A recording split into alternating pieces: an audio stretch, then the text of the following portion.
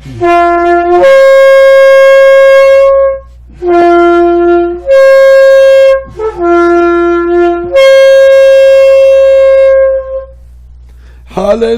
Hallelujah. Hakshameach, Shavuot, everybody.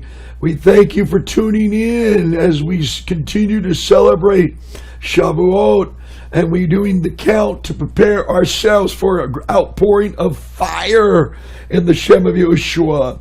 And you know the wind, when they blow the wind, it gets the chaff off from the separation of the wheat. Yes, and we're believing for a mighty wind outpouring of the Ruach HaKodesh to be upon us as we begin to celebrate together and continue the countdown with excitement. Praise Yah. Hi, my name is Eliyahu, and you are now at the Eliyahu channel.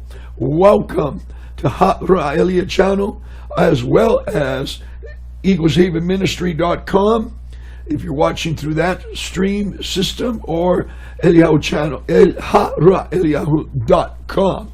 Praise Yahuwah. We're going to have a great fellowship with you today, and thank you for allowing us to come into your homes. And right now, we're going to line up with brother. How you doing, my brother Anayahu?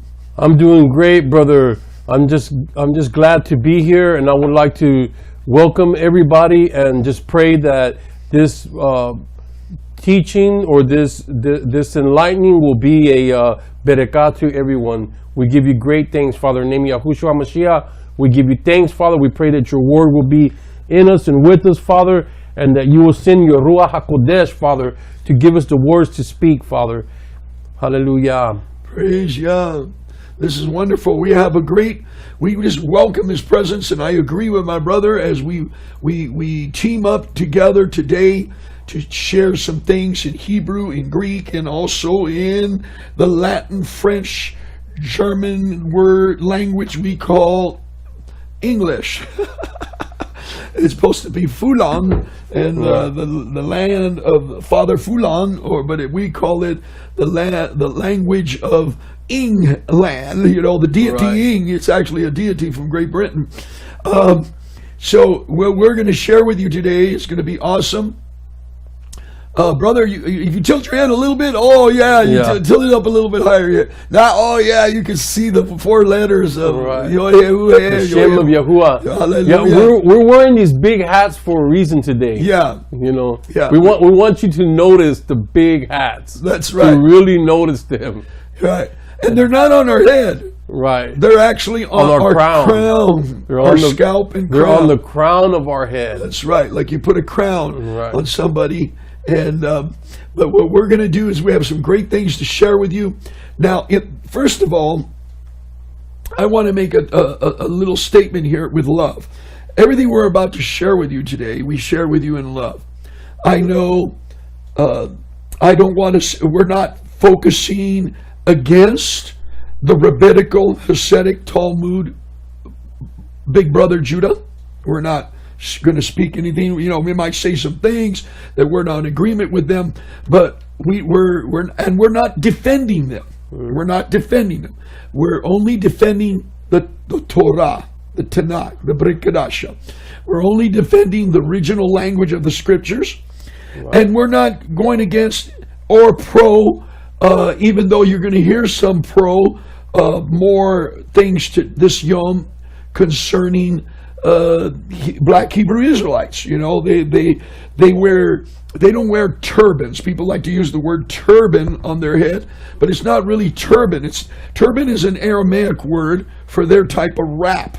Right. We don't use that word in Hebrew, and we're going to show you the word we use in Hebrew. You can use the word turban, but it's Aramaic. You know, there is Hebrew words for it. And we're not going against the Messianic Jewish Association of every five form they come out of in any way. We're not targeting anybody. Everything we're doing today is in love. We just want to show you the scriptures, what the scriptures say, okay? Because we have a problem, people. We have a problem that people, their brains think one way, okay? when they said the word head or head covering, which I want you to go to Corinthians Aleph, 1 Corinthians chapter 11, and we're going to start in verse 1 when we switch to Esort. But I want you to understand something. We are coming to Revelation. I know in the last 20 years, especially in the 10, even when we were operating under the Messianic movement, us as believers before, and even in the Christian community, we knew that we started realizing that the word cross was a word that was crux, which was created in the year 1200. Crucifix was created in the year 1300 by a Catholic archbishop in order to make these crucifix around the neck and add the Buddhist and Islamic bead count, but put a cross and then the Virgin Mary in the middle. The only thing different from a Buddhist bead and an Islamic bead, it's got a cross at the end and it's got the Virgin Mary or Mariam in the middle. They're Mary, okay?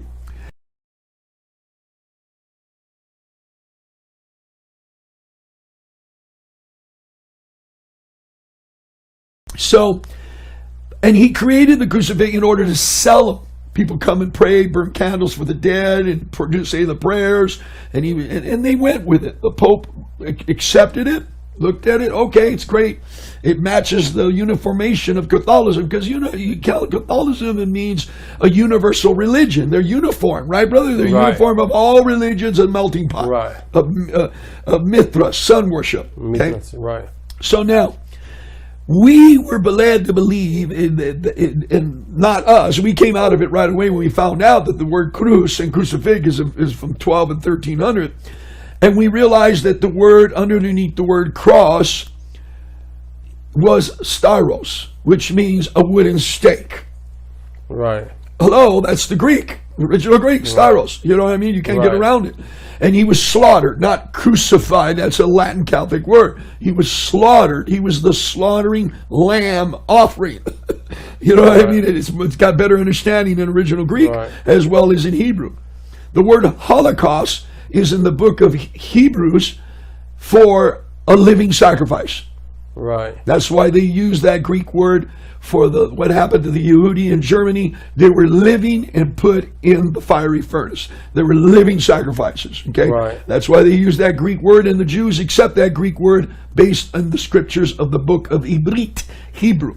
We know that the book of Ibrit was written originally in Hebrew. It's in a museum. It's written in Hebrew, and it was translated later in. How do you write a letter to the Hebrews, brother? In Greek. It doesn't work. It's got to be Hebrews. All right. So, and we were believing, and still Christians in the Christian community and Messianics, especially the Catholics, because of the crucifix and the crux. They are, and the word, we're not teaching on the crux, but it goes back to the days of Babylon. There's ancient Babylonian emperors, sovereigns that had, it looked like a molten cross around his neck. You know what I mean? They had those, that the cross goes way back, okay? It's an ancient symbol, a religious symbol. Now, we know that the Messiah was not hung and nailed into the hand. Okay, you see me what I'm doing, people? This is your hand, right? No, this is not your hand. From the wrist to the tip of your finger is your hand. Are you watching that? You see that on the screen? The wrist part is before here and the elbow. So for years we were fooled by the lies of the forefathers. They call them Greek scholars. They were not my forefathers. Our forefathers, Abraham, Ishaq, Jacob. You could throw Kippa in there, Shaul, and Netanyahu, and those guys, but all those other Greek guys are not our forefathers, okay? So you were misled to think that it was nailed here, and we know that everybody knows now, from the Jerusalem archaeological research, from Roman doctrines, that they would put the nail in this part of the hand. This is the hand. You call it a wrist. They don't have that word. They have the forearm, and they got the hand. You know what I mean? So they put the nail here, and that holds the body. If they put the nail here, it would just rip off. It just come right off. It eventually rip right off. Okay, so they put it here, so there's a bone and a cartridge and a bunch of stuff there to hold it up. So I'm sharing that with you to let you know that preconceively you were misled to think that when you say the word hand, the nails went here. When in reality, it went here, and it's still the hand. Okay? Right. Right. You got something to add to that? No. All right, Go ahead. right. Go ahead. It's something you want to put in? I was just thinking of, all the lies and everything, but I'll share something in a minute. All right. And then the other word is, Christians say, we're only human. Well, the word human is not in the scriptures, because Humanist Manifesto is from the year 1400. The word human or human being is an add-on in language of science. It's not in the scripture. You're a living being created in the image of Yahuwah. Okay? And his whole creation. So, and then the people have the misconception. When you ask young people now that's only been out for 10 or 15 years, and you say, what does the word Bible mean? And the students will raise their hand and say, basic instructions before leaving Earth. They created an acronym. Which we know historically it doesn't mean that. The word Bible is nowhere in our Kodesh scriptures. It is a Biblos. It's a Latin, Greek, Roman, and ancient Shemitic name for a female deity in Lebanon, and the city of Biblos still exists. And the only thing that's left of her is a slab, because the Muslims broke it up. But it's Islamic territory. All right, so we know there's certain things we're learning, people, and we're taking the veils off and the mask and the layers and the tags of false information. One of them is the word head. And we're going to get to this, and we're going to show you what the word head means in English, plain English. You know what I mean? Anatomy of the body. Yeah. And we're going to show you what it means in Greek, and we're going to show you what it means in Hebrew and Arab, everybody. When a Muslim chops a man's head off right now, the ISIS chopping heads off, do they chop the cap and the brain falls out? No, they take off from the neck up, okay? Yeah. That's telling you, even in their language, they know what the word take off his head means. You know what I mean? And but it's so... insane in the midbrain, the way people have taken words and they don't understand what these parts of the body are, and then they add a misconception to the distinct difference of a face, the ears, the nose, the crown, the scalp. And so what we're going to do is we're going to go verse for verse, and we're going to share. If this takes 2 parts, so be it. We're not going to try to, because we want to get it more to the point. And do you want, before I switch it to Esau, brother, you have anything to share?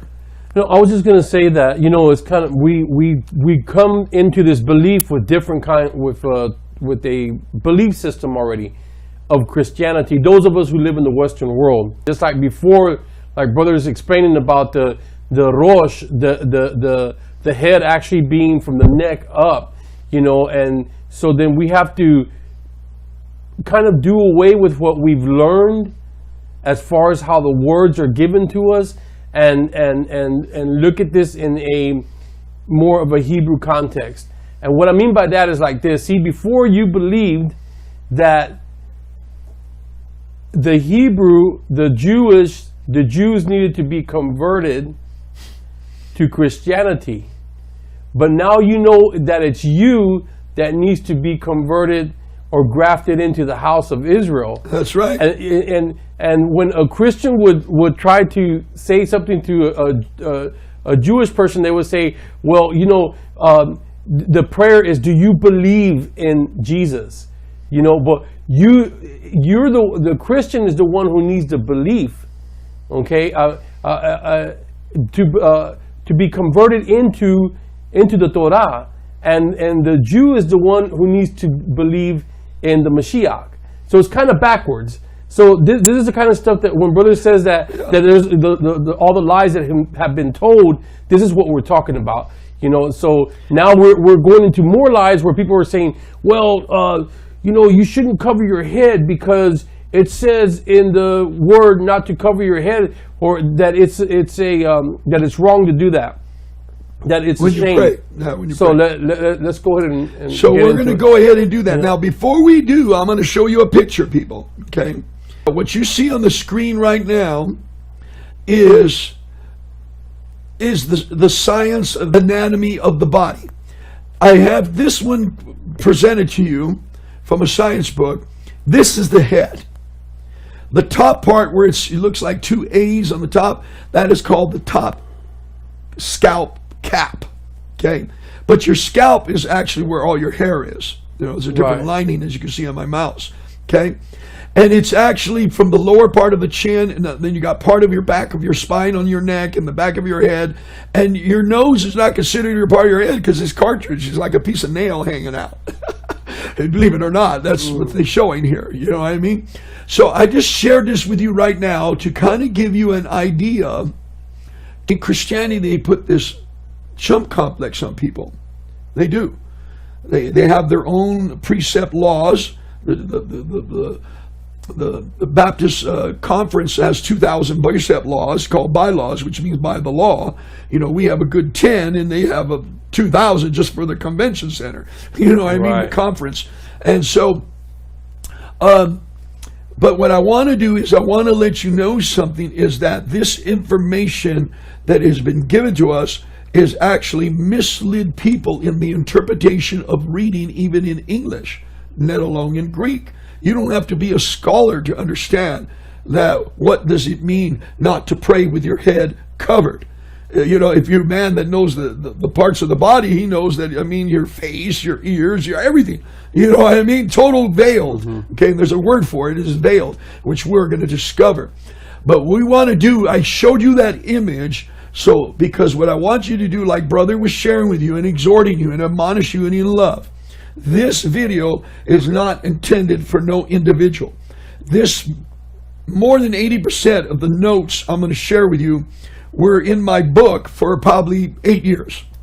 You know what I mean? In my notebooks. Right. And then I added a little bit more and more. And then the last few days I added maybe 7 more little Hebrew verses of breaking down Rosh and Kadad and Kudkad and certain Hebrew words, or face or neck, those words in Hebrew. I went through it. Now, this video was sparked by me because we get people that come from the Messianic Jewish Association, and they tell people not to wear a knitted wool crown hat, which I like to use the knitted wool ones. The one we're wearing today, actually the ones we were wearing that looks more fully crowned, is actually what they call a Ya'er Im-Ul.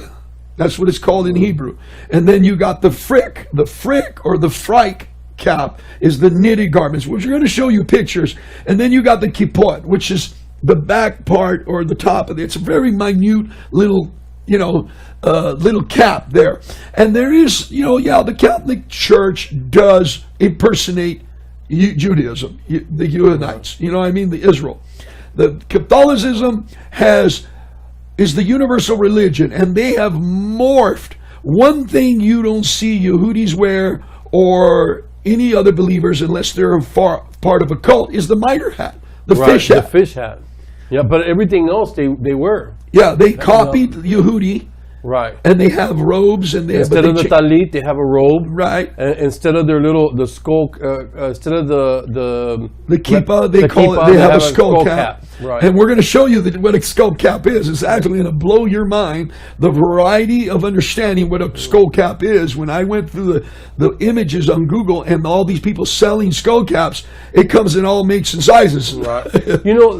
Sometimes we think that. And in our mind, we tend to think something one day, and then we come to find out that that's not what it was. So we have to be humble in order to receive these things. And where it says also that there's a veil on their minds, or a veil. A veil has two sides.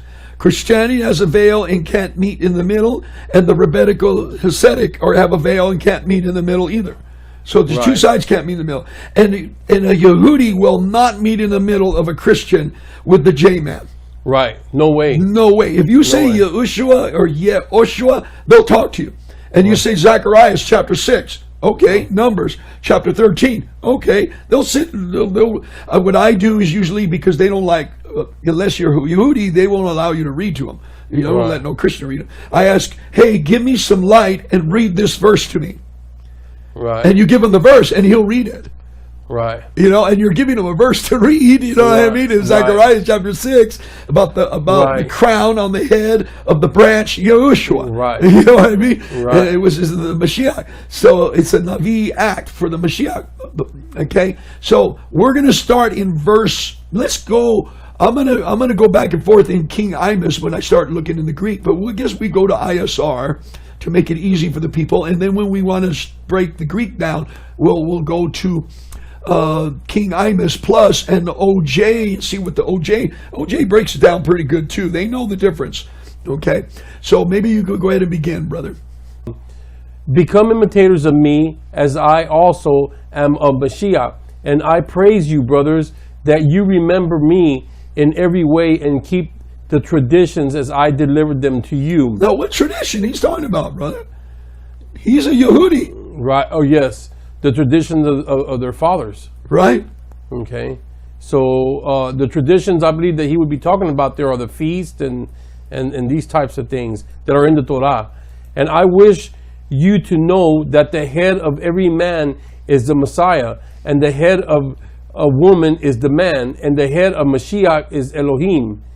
Every man praying or Nabin having his head covered brings shame to his head. Now we're gonna look at that verse with a little bit of Greek, and even though I don't care for, but I have to break it down to you. You know what I mean? Right. But now, in verse 3, it says here, excuse me, I'm clicking the thing. But I would have you know that the head. Now, we know this is leadership or the cabeza of the house, the head of the house, the head seat of the table, of the dining table. This is the head. But it's also the same word in Greek that is used for your head, from your neck to the crown of your scalp. Okay? Right. Now, it's 2776. The head of every man is Mashiach. The anointed one, and the head of the woman is the man, and the head of the anointed one is Aloha. Okay, now, that word head is used for figuratively in Greek as well as physically. Right. Right here, it's in the use of figuratively of 2776 for the purpose as the hefe, or the head of the house. Right. And also, it's the aleph in Hebrew. Right. It's the main tent peg in ancient Aramaic, the aleph. We have a bull's head in ancient Shemitic Paleo-Hebrew language as the head of the house, okay? Or the head person, or the head chief or prince of the tribe. And then so that's in a figuratively. Now it goes into every man praying or prophesying, having his head covered, dishonors his head. Now, there's two words here where it says head covered, right? One is 2596 and the other one is 2776. We know that 2776 is the word kavesa, head, right? Right. Right? But covered is 2596, which is kata. Now I'm touching kata right now, and you're looking at it, and as you can see, it is a monster word. It's got a lot of information to read, and I advise you to read it. But it boils down to everything from the chin of the neck up to the crown of the scalp of the top of your hair. You know what I mean? From the part of your nose to the back of your head. Okay. Right. So, and there's words for, in Hebrew, there's words for more specifically for each part, like for the face, for the top of the head, for the back of the head. These are parts on the head. Right, these are parts on the head. But the rosh means the whole head. Right. Okay. Right. And when the scripture says this, it's not saying that if you it's not saying that if you cover your rosh, it's saying that if you cover it's not saying that if you cover, it's saying if you cover your rosh, your whole head. It's like a veil. It's a shame. Yeah. It's a veil. And let's say you were to go and get a big beach towel and throw it over your head, and begin to pray, then it says that that's shameful. Yeah. It says it's shameful because you're covering your whole head. But if you have a cap on, a skull cap or a hat or crown, right. Hat, because you know what we're wearing is for like a crown. It's your esteem and honor crown, right? And we have the Kodesh name of the Father on our head, on forehead, like a tefillin. You know what I mean, with His name in it. So it's our covering over us. Okay. Now, so in Greek, it means praying or prophesying, having his head completely veiled. Right, veiled. Completely veiled. Dishonors his head. So his head is dishonored because it's all veiled out. Right. Okay. In which I'm going to show you pictures and distinctly what's the difference from a veil, a small veil, a light veil, a bridal veil, and all that. Right. Okay. Right. And you're going to see the image. Once you get the right image, your mind's going to change on this. Now let's go to verse 11. Verse 5. And I'm switching back and forth to ISR to show you the Greek. Go on, brother. Read. It says, but every woman praying or prophesying with her head uncovered brings shame to her head, for that is one and the same as if her head were shaved. Now, this is like, I know, if you read it in English, now look at here, praying or prophesying with her head uncovered. This is Greek number 177, which I'm going to click it, and it gives you, and I'm going to pull it up for you, okay? It's ak al uptos, and it's basically unveiled. So if a woman prays or prophesies unveiled, in other words, she doesn't have a veil, right? Uncovered. You think the word uncovered, you can't picture in your mind that this Greek word means a veil or unveil. Right. There's only two letters difference from veil and unveil, which we're going to learn in Greek today, people. So keep this verse and these numbers in mind, all right? It's telling you that in G177, made up of G1, G2596, and 2572, which these are all the words we're going to look at today, which it means it's always dealing with a veil. A veil, some people think a veil is something just over their mouth and face. It would be like a burqa, which I'm going to show you pictures where they just got holes for the eyes. That is a complete veil. Neck, shoulders, everything. Complete veiled. And and it even could go all the way to the floor. And I got Greek ancient artifact paintings or clay statues of Greek women veiled, and they look like burqas.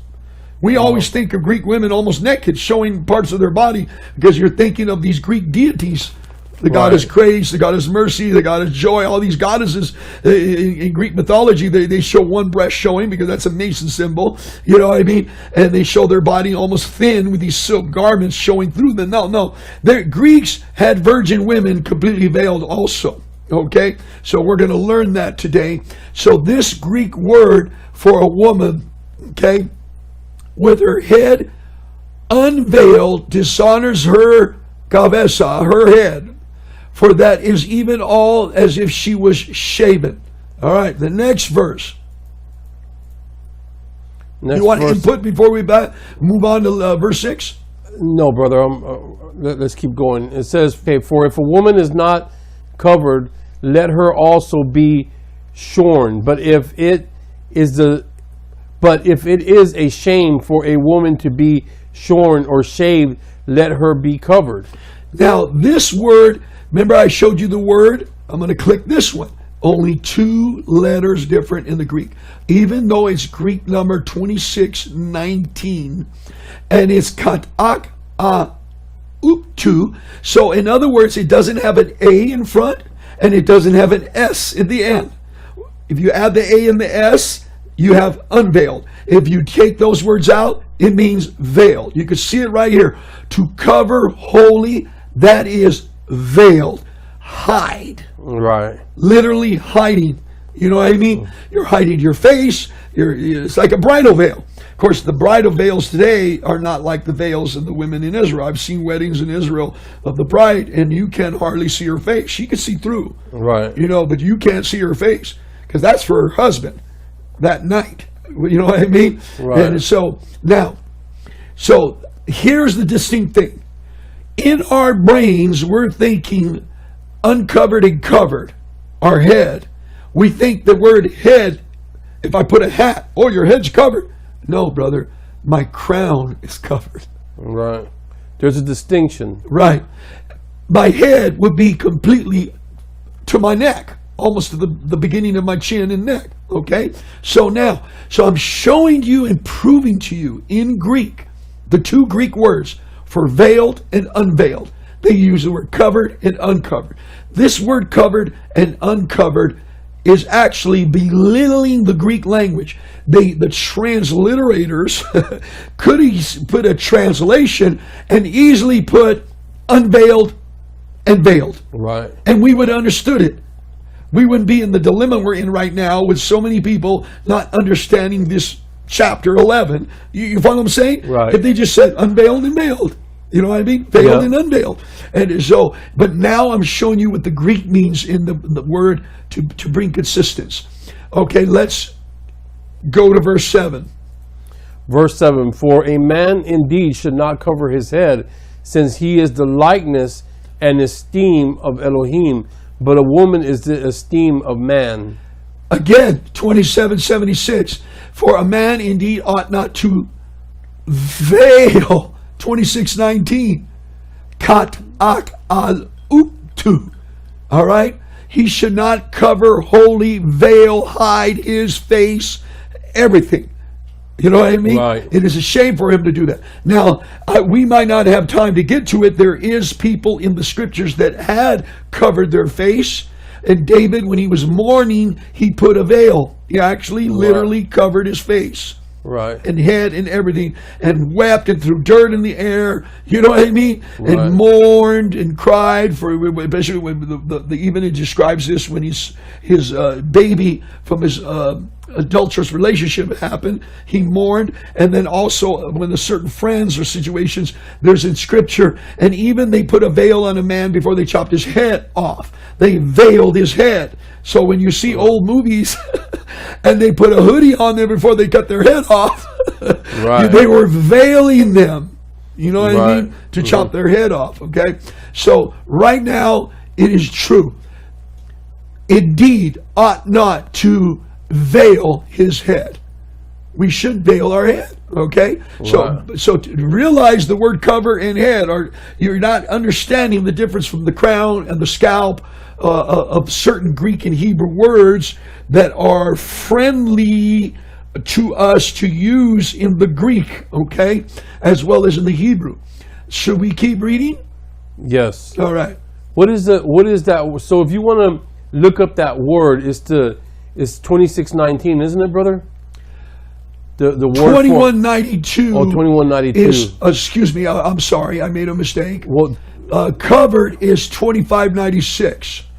okay, because I have on my screen I'm reading it in Spanish, and in Spanish it says to cubrir. Cubrir means to cover, and that is the 26:19. That's what it's giving, and it says to hold. It says in that word means to wholly cover, to cover wholly. That is to veil, to cover, to hide. So to hide your head, to completely cover it. Right. That's what it's talking about. Do not completely hide your head and completely veil it and cover it. I just wanted to stress that. 2619. Yeah, correct. 2619. That's 2619. In Spanish is the same way, right? Right. Okay. All right. So let's go to verse 8 now. Verse 8. Okay. And you can keep reading because All our right. focus is up to like 14 and 15 verse. Okay. It says for man is not from woman, but woman from man. For man also was created for woman, but woman for the man. Because of this, the woman ought to have a Because of this, the woman ought to have a symbol of authority on her head, because of the messengers. that's getting a little bit deeper into what we're talking about, but tell them what it means, brother. Enoch, right? The book of Enoch, with that story about the messengers going out raping women. Right. What do the women have to do? They had to veil their heads. They had to veil themselves. And some of them even cut their hair off. Right. Shave their heads. Right. Knock their teeth out. Yeah. Throw dirt on their face. Right. So that they will not be attractive. And then the messengers, the fallen Malachim, would kidnap them and take them to a cave and rape them or whatever. Right. These fallen angels would do. Right. This is all scriptural what we're talking about. So it's in the Torah. If you read the Torah, it talks about this stuff. But right here it says because of this, the woman ought to have a symbol of authority on her head. Now, what is that symbol of the authority? It's the man being her covering. Right. Okay? And in return, our covering as men, when I put a kippa on, okay, or when I put this hat on here that has the shim of Yahuwah on it, I am showing you that my covering comes from Yahuwah. Correct. Okay, that's what I'm showing you. When I put a cover on my head on Shabbat, I'm showing you that I have an authority. There's an authority over me. There's somebody over me, and I'm acknowledging Yahuwah as the authority over me. So I'm wearing the kippa. I'm wearing it's on your crown. Right, it's on my crown. I'm not veiling my face. I'm covering the crown of my head. Okay, so right here, this is why it says, because of this, the woman ought to have a symbol of authority on her. The symbol of authority on her is the man that she's married to.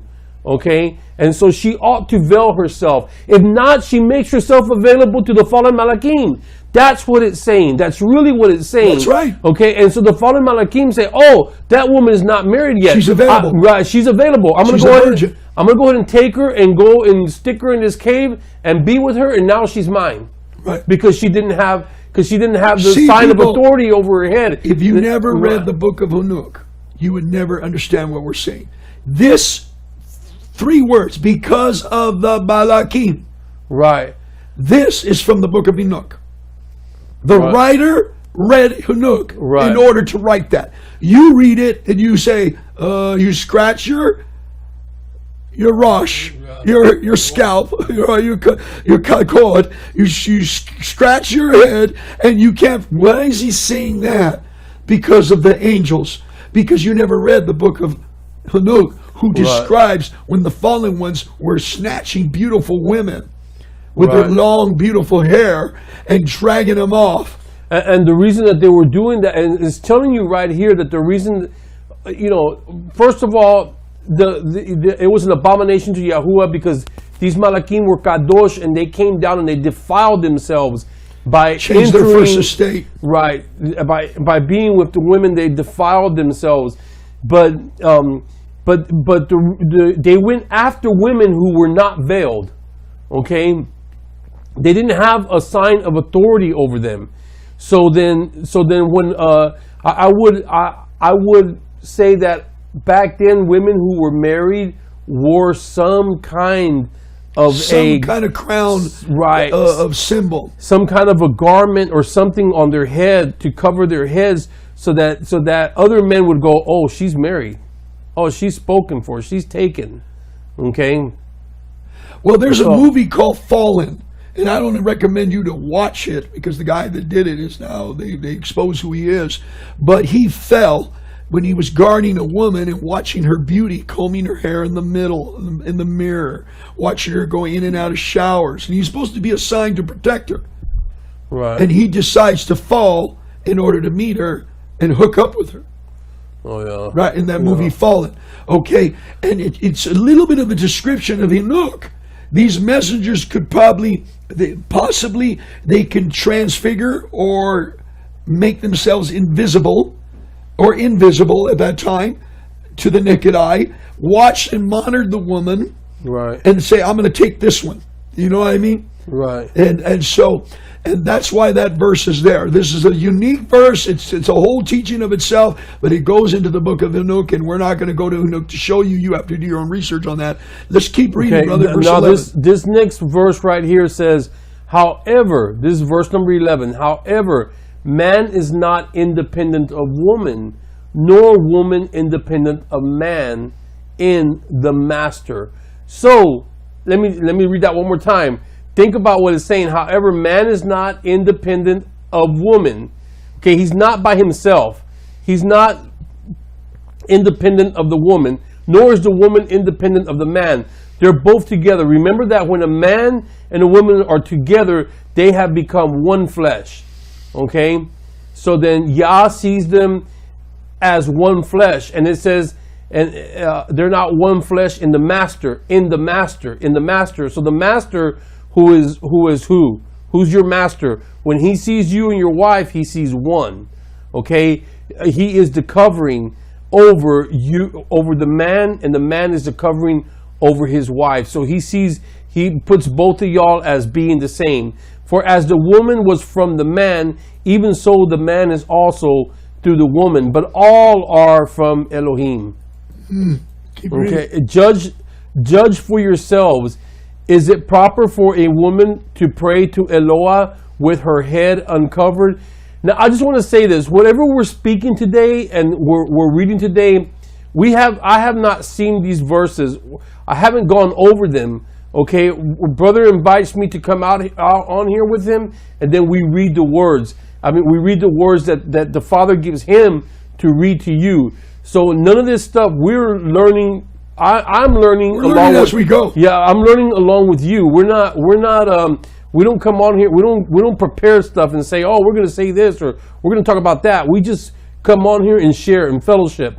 Okay, so right now we're talking about marriage. I mean, looks to me like we're talking about we're getting into a little bit of it. Yeah, okay. You know, for us people, we don't have a problem because I'm going to show you pictures. I don't have a problem with a woman with a scarf. I don't have a problem with a woman with a Jewish, beautiful crown scarf wrapping around their head. Real beautiful, okay? Because I grew up around it. And even the Latinos that live down the street, across the tracks from a Yehudi neighborhood, their women were veiled too.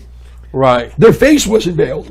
Right. But the scarf went over their head, and their hair was beautified with pins and made it really beautiful with silver and gold. You follow what I'm saying? Right. So, and you know who's a señorita, and you know who's a señora. Right. You know what I mean? You can't tell today. No, no, You you know what I can't. mean? You can't tell grandma from granddaughter. Right. They're all dressing the same now. Right. Okay. I hate to say that, brother, but it's true. So yeah. Anyways, okay. Let me go back to. I'm losing my train of thought. Okay. I'm sorry. That's all right. Let me go back to 12. For as the woman was from the man, even so the man also is from is through the woman. So then, because we all have a mother, you see, so that's why it says, even so the man also is through the woman, but all are from Eloah. Judge for yourselves, is it proper for a woman to pray to Eloah with her head uncovered? And that means veiled. Right. Unveiled. That's another form of the word unveiled, but it's unveiled. The only two letters is the first A and the last S on that, veiled or unveiled. So is it commonly that a woman pray unto Yahuwah or Aloha unveiled? Now, if you go to Jerusalem today, right. If you go to Jerusalem today, and we go to the Kotel, I can wear a cowboy hat, brother, and walk right through all the rabbis and go to the wall. I can wear a basketball. I can wear a New York Yankees. I can wear a Dodger blue. I can wear a French hat. I can wear anything. You're fine. You don't have to wear a kippa. Why? Because it's all a skull cap. It's covering. Everything's covering your crown. Right. Now, a woman, though, if she walks up to go to the kotel, there's these cute women. They don't have guns or nothing, but they will enforce the law. You cannot pray at the kotel unless you have a veil. Some kind of veil, but it's a scarf. It's a real light silk, silver scarf, you know, and they'll have one there handy. If you don't have one, and nobody around your friends have one, they'll kindly sell one for $2 for you. Right. Now, you know what I mean? Yeah. Because you cannot go in there and pray. Right. Without that. Right. You can pray at home. You can pray on the street. Anything you want. You know what I mean? But Right. when you come to that place, you better get your scarf out. Right. You know what I mean? And that's why it says this in the scripture. Right. And the scripture before this, or what we read before this, was that the hair is a woman's veil. We're also. about to get to that. Okay. Again. But just let me say this. Just let me say this, because the Father quickened me about this. Okay. All those women today that are going around chopping their hair off, okay, and getting into this transgender look. They call it the y'all alpha. Y'all know what we're talking alpha about. Look. Y'all know what we're talking about. They're going the around. Nike Dyke look. Right, going around looking like a little vato. boys. Like yeah. little boys. Yeah, they're going around looking, because that's a woman with her hair cut off looks like a little boy, not like a woman. Okay, and because she's a woman, was Anyways, let me keep going here. Now, it is my belief, and my belief is not always right, but from what I'm reading right now is that, and what we're reading here is that your hair, whether it's long or short, does matter. Now, let me ask you that: do you think that if you're in an emergency situation, and you're a woman who lives in the Western world, and you're praying, and you're in an emergency situation, maybe somebody you love got hurt, one of your children or nephew or niece, you're driving down the road. driving down, and you begin to pray, do you think that Yah's going to say, "Oh, I'm not going to hear your prayer because you're not veiled"? Do you think? I don't think so. I think that my Father has more compassion than that, and He's going to hear your prayer. Okay? Now, I would advise, if I was a woman, then I would want to have long hair, because it's a sign of a veil. Okay? That's what we're reading here. Okay? So is it wrong to go around and have your daughters and your hair chopped off to where it's like a boy's haircut? I believe it is. I believe that it is. Okay? Because if you didn't know that before, you know what I'm saying? Then right. If I was you, I would just pray about it. Right. I would pray Everything about it. we're telling you, you're going to have to look at it, because we're showing Right. the original Greek.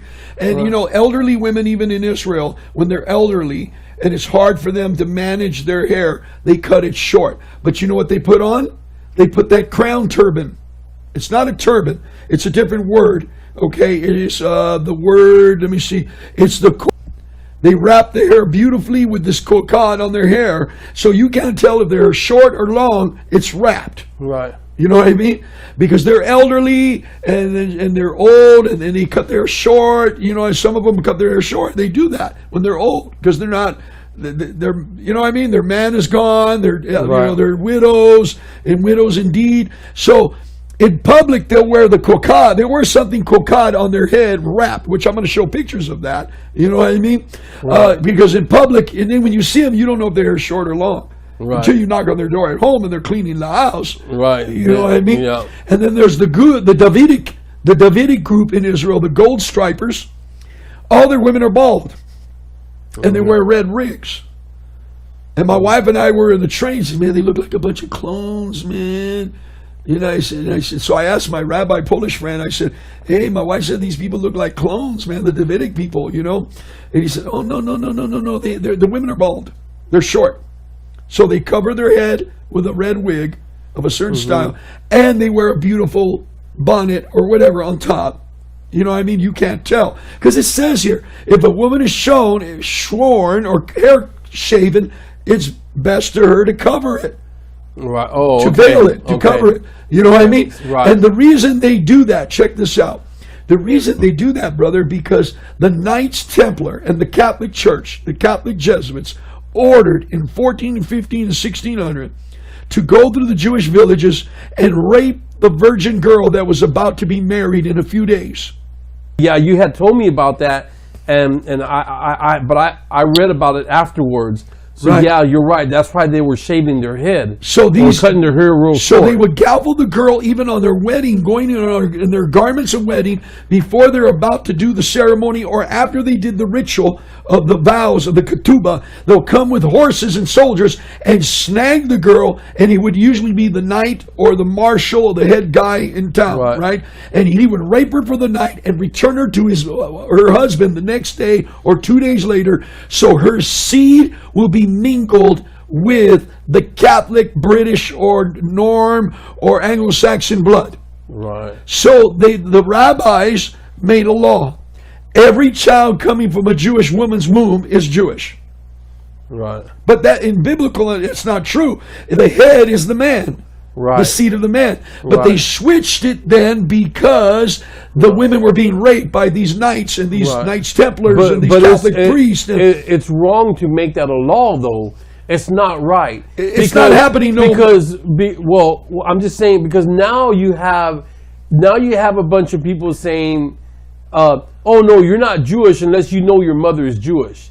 But never in the word. that's rabbinical Talmud or Never in because the of what word happened. does it say, well, David's mother was so and so, And her daughter was this and gave birth to this, and her daughter was this, right? and her daughter was that. The genealogy goes to the man. This junk that you hear about that it goes to the woman.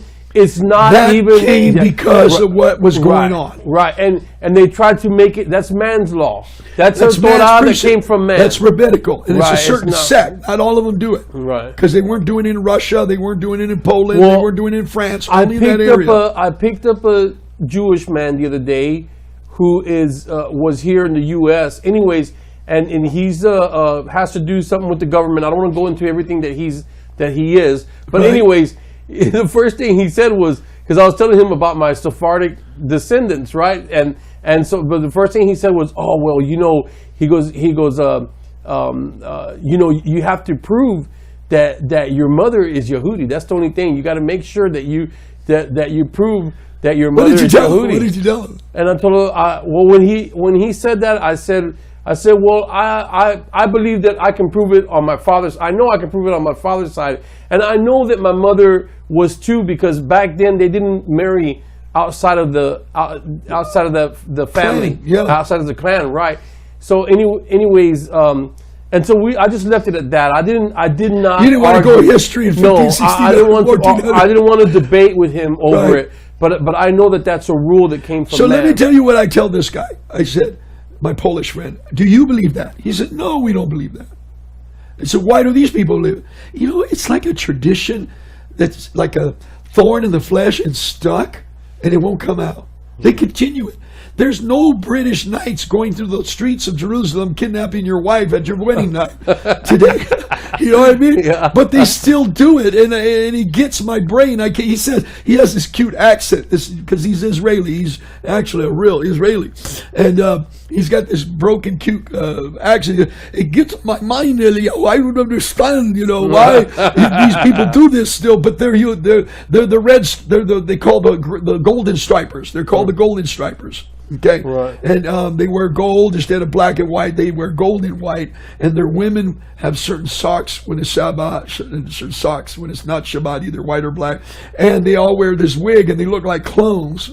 When Right. you get in a train, you get like little clones all getting in. You know what I mean? They all have the same style of wig and everything, little hats. And in this, when you read the scripture that if a woman shaved, it's better that she go ahead and cover her head with something, and then you understand what went on of the Malakim raping women, Right. and these British doing it. So who give those British the ideas to do that? These norms, Catholic norms. It was a demonic fallen messenger Right. that gave them the same idea to do such a wicked deed, to rape a woman on her wedding night. You know what I mean? Right. Try to impregnate her. So let's keep reading verse 14. Verse 14. Does not nature itself teach you that if a man indeed has long hair, it is a disrespect to him? Okay, now this is going to blow your mind, people. Are you ready for this? This is Greek number 2863. It is komo. Kom-o-o. And it means, it's not just long hair, brother. It's to wear a tresses of your hair on your hair. To wear a what?